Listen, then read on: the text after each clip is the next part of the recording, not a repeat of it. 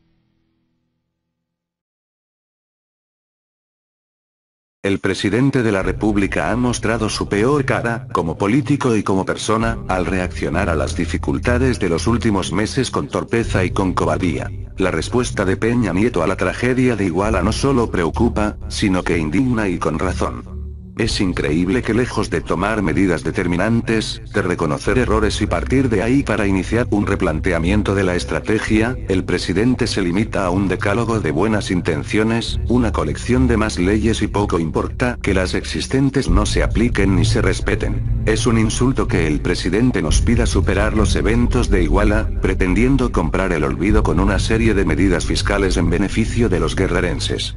El presidente no entiende que Iguala fue el detonante del estallido social que se fue gestando durante años, los años en que el dinero del crimen fue corrompiendo a la política, los años en que se declaró una inútil guerra que ha desangrado al país, los años en que los gobiernos subastaron las plazas y desaparecieron a miles de mexicanos. Iguala fue una consecuencia del actuar de varios sexenios, pero Peña Nieto carga con la responsabilidad, porque su procurador sabía los vínculos de Abarca con el crimen y no hizo nada. Jesús Murillo Caram recibió, personalmente, la denuncia de que el exalcalde perredista era un asesino y simplemente no hizo nada.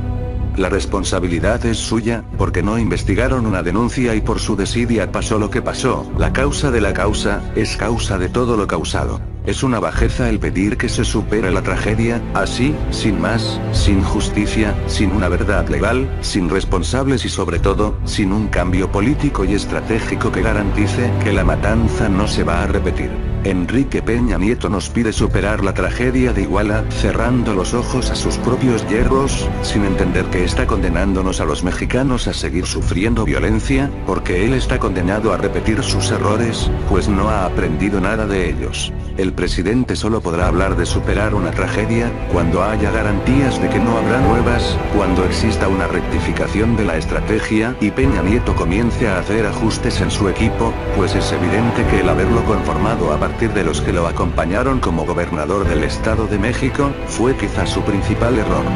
El comisionado en Michoacán es la muestra más evidente de esta necesidad de cambio, pues ha sido una imposición inútil en las tierras purépechas, se ha mostrado como un hombre incompetente y presume la característica principal del equipo presidencial, la soberbia.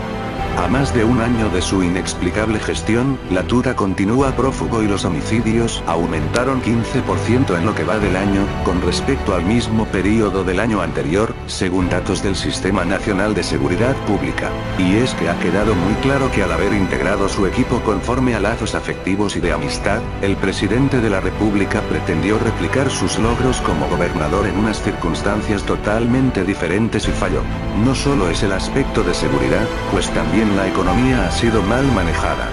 El gabinete económico no ha estado a la altura de las exigencias del puesto, y no ha dado los pasos necesarios para blindar al país de las turbulencias internacionales, impulsando el crecimiento a partir de favorecer el consumo interno, favoreciendo la mejora de la economía familiar y de la industria nacional, como punta de lanza del desarrollo del país. Los planes presidenciales pudieron ser consensuados con la clase política e incluso con un sector de la población, pero nunca contemplaron el riesgo de las impredecibles fuerzas del mercado y la tan cambiante economía del mundo, que ha demostrado una y otra vez, que no tiene palabra de honor, y ahí es donde, en la forma de reaccionar a las turbulencias, el presidente y su equipo han evidenciado su incompetencia.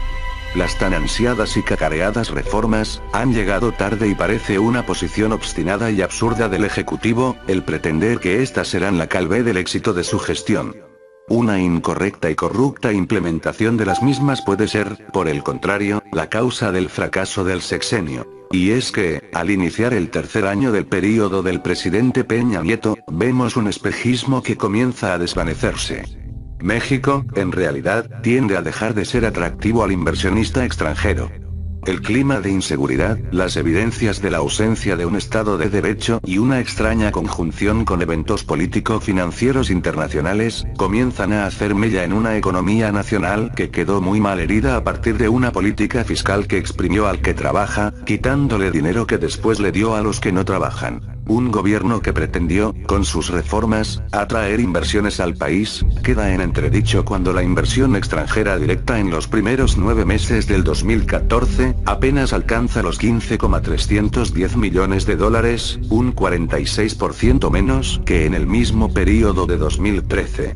El último dato trimestral, corresponde al período julio-septiembre de 2014, indica únicamente la captación de 3.110 millones de dólares, 8% menos que el tercer trimestre de 2013. Los datos son preocupantes, pues el gobierno hizo su gran apuesta en las inversiones en el sector energético a partir de una apertura del mismo, pero con la drástica caída en los precios del crudo se pone en riesgo el desarrollo de proyectos energéticos, ya que con los precios del hidrocarburo rondando los $60, deja de ser un negocio para las grandes petroleras transnacionales, pues la inversión es mucha y los tiempos de recuperación se alargan. En el tema petrolero, las políticas presupuestarias también se ven afectadas, en particular por lo que hace al ingreso de los estados y de los municipios, favoreciendo, para el 2015, el uso electoral del dinero público, sello característico de los gobiernos priistas. El gobierno se empecinó en fijar un precio estimado de venta del barril de petróleo demasiado alto para la realidad del mercado.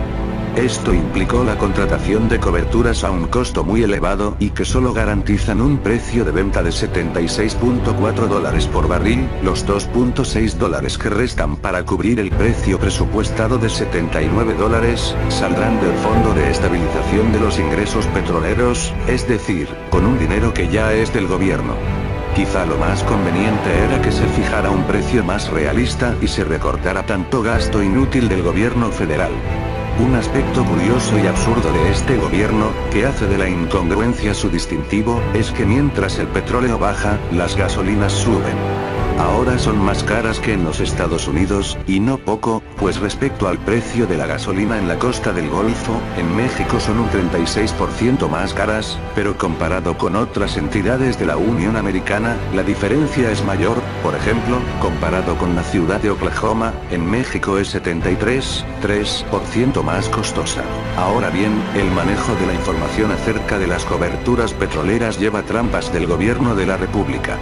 El precio de $79 que se garantizó con el sistema de coberturas mencionado, solo se contrató para 228 millones de barriles, lo cual es apenas superior al 58% de la producción exportable considerada por el gobierno, de 397,85 millones de barriles, es decir, 169,85 millones de barriles se venderán a precios de mercado, lo que afectará las finanzas de Pemex y sus proyectos de inversión. El punto más preocupante es, sin duda, el manejo que le dará el Ejecutivo a los ingresos por las coberturas, Después del ingreso por la venta del petróleo, una parte se encuentra destinada a los estados y los municipios, quienes los integran a sus presupuestos locales. Sin embargo, el diferencial entre el precio de venta y el de garantía, no se considera dentro de la recaudación federal participable, sino que se contabilizan dentro de los ingresos por aprovechamientos, y sobre su destino manda únicamente el gobierno federal, quien no es difícil que los destine a proyectos de beneficio electoral, o se dirijan a proyectos en entidades donde el partido del presidente tenga especial interés, además de que pueden ser un buen instrumento para negociar con los gobernadores el apoyo a las iniciativas del presidente Peña Nieto.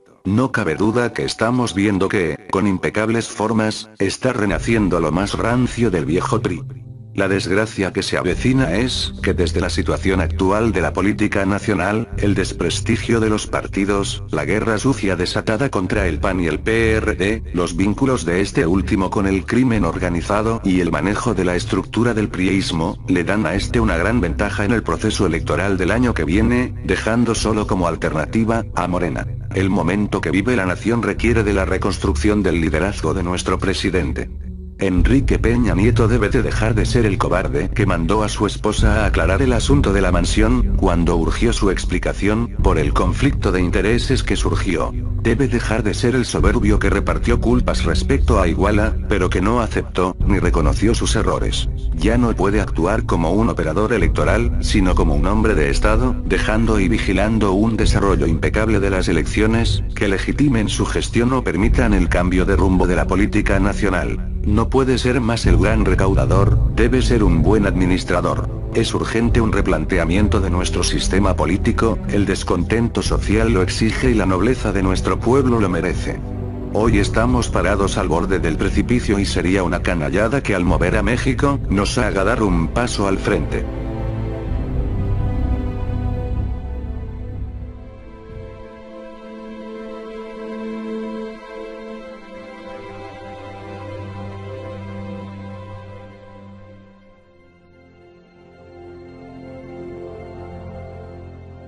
¿Recuerdas aquello por lo que empezaste a luchar? ¿No recuerdas lo que te llevó hasta aquí?